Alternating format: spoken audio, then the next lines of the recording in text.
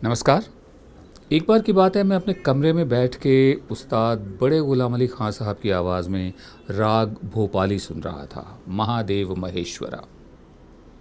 मेरे बचपन का दोस्त आया जो तालीम हासिल नहीं कर पाया था, उसके ऑटो रिक्शा चलते हैं।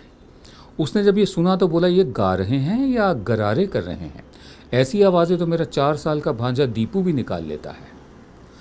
मुझे फ़ौरन प्रधान सेवक साहब की याद हुआ आई। आजकल उनकी बहुत याद आती है मुझे, और उनकी याद हुआ आई जहाँ पर उन्होंने कहा था कि ग्लोबल वार्मिंग नाम की कोई चीज़ नहीं होती। ऐसा होता है कि लोग जैसे जैसे बुज़ुर्ग होते जाते हैं उनको सर्दी ज़्यादा लगती है, इसलिए ऐसा लगता है कि ग्लोबल वार्मिंग है और हो रही है। ग्लोबल वार्मिंग वैसे कुछ नहीं होती।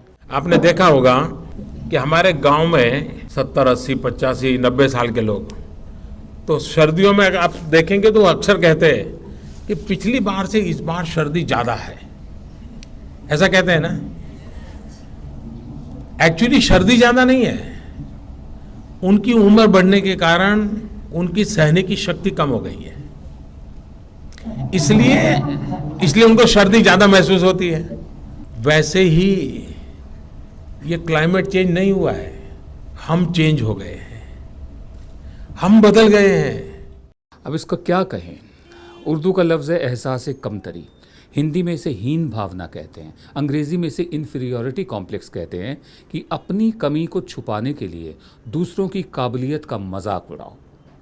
भाइयों बहनों, देश ने देख लिया हार्डवेयर वालों की सोच क्या होती है, हार्ड वर्क वालों की सोच क्या होती है।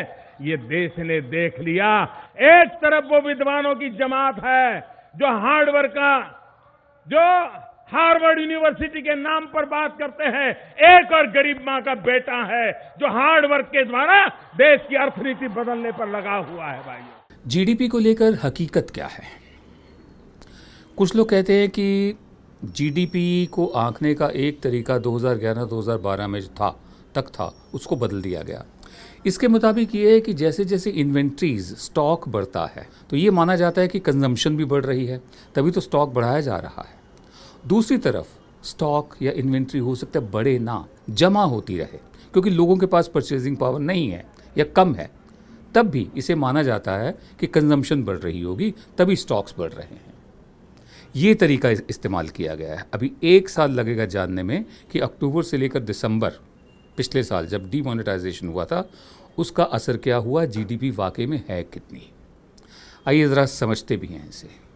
ये जो आंकड़े आए हैं 7% के, ये इस आधार पे हैं कि जो संगठित क्षेत्र है वहाँ के आंकड़े हमें उपलब्ध हैं, पर जो असंगठित क्षेत्र है जहाँ पे कि ये नोटबंदी का सबसे ज़्यादा असर हुआ था उसके आंकड़े नहीं मिलते हैं।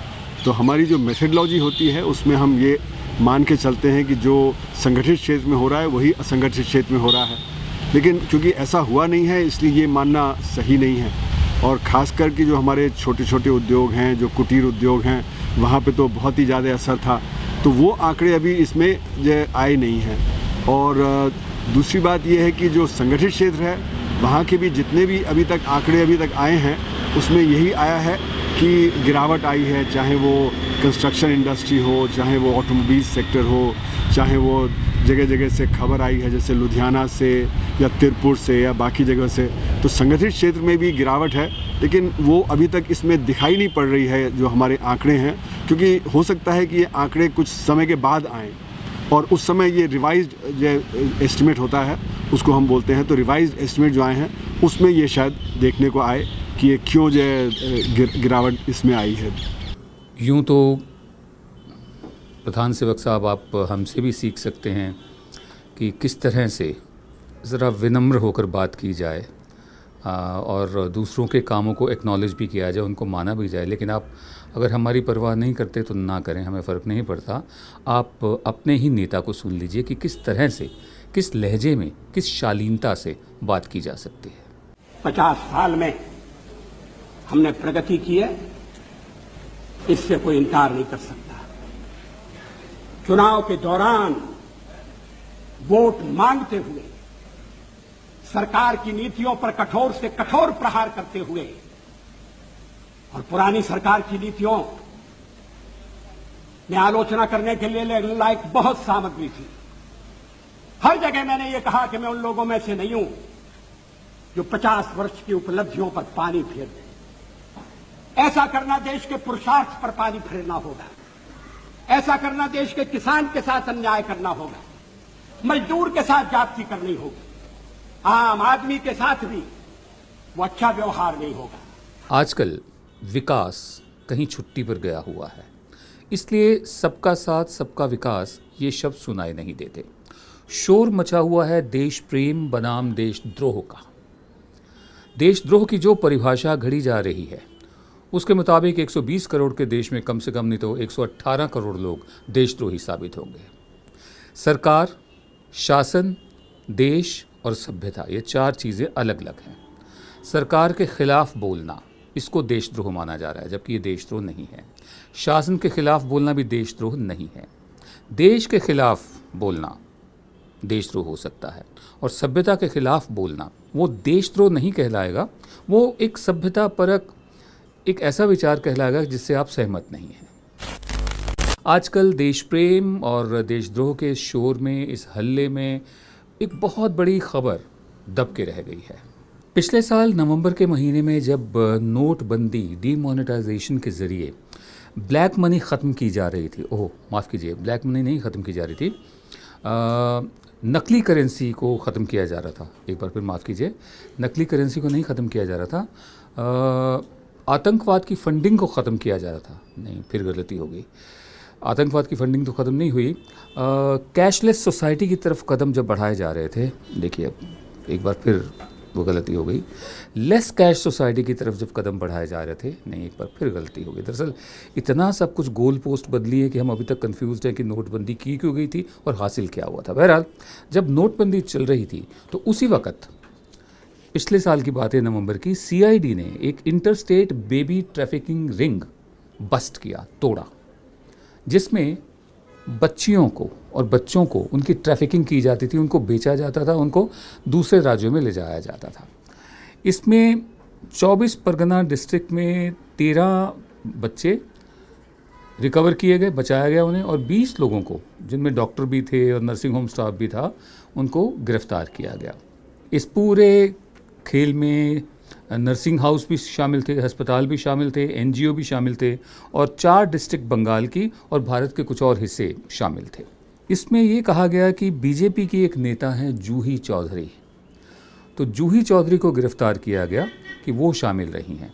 जूही चौधरी के साथ साथ BJP के 2 और नेताओं के नाम भी सामने आ रहे हैं, जिनमें एक नाम कैलाश विजयवर्गीय का है और एक नाम टेलीविज़न की एक्टर रही रूपा गांगुली का है। हम समझते हैं कि हुआ क्या था।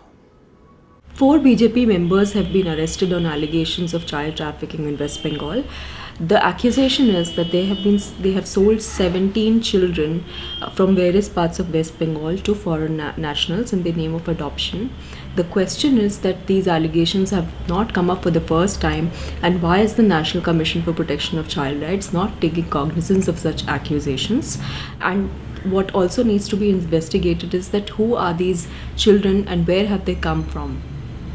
नेहा दीक्षित को इस साल का चमेली देवी जैन पुरस्कार मिला है। चमेली देवी जैन किसी भी महिला जर्नलिस्ट के लिए, महिला पत्रकार के लिए सबसे ऊंचा सम्मान माना जाता है। ये सम्मान इस दफ़े उन्हें दिया गया है। नेहा दीक्षित ने भी एक स्टोरी की थी, बहुत बड़ी स्टोरी की थी, कि किस तरह से RSS से संबंधित कुछ संगठन इसी चाइल्ड ट्रैफिकिंग में शामिल हैं। आउटलुक में वो स्टोरी छपी थी और नेहा दीक्षित को जाहिर है कि देशद्रोही कहा गया था। नेहा बता रही हैं कि उस वक्त क्या हुआ था जब उन्होंने वो स्टोरी करी थी आसाम की। On July 29 last year, I had done a story on how 3 RSS affiliated outfits had trafficked 31 tribal girls from 5 neighboring districts in Assam.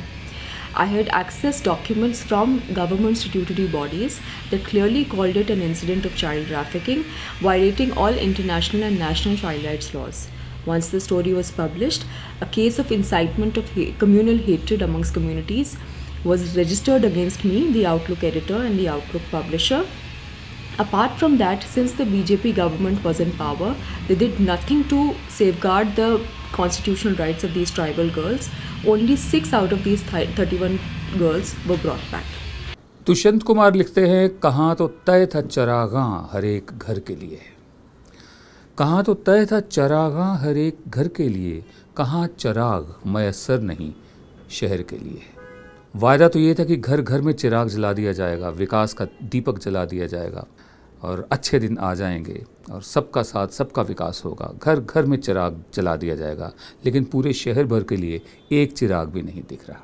जो वादे हुए थे वो जाने कहाँ छट गए, बादलों की तरह छट गए। उसकी जगह पर शोर मचा हुआ है देश प्रेम का, देशद्रोह का, लव जिहाद का, घर वापसी का, वो तमाम इश्यूज़ जो नॉन इश्यूज़ हैं जिनका कहीं जिक्र नहीं था, जिक्र उनका चल रहा है इस वक्त।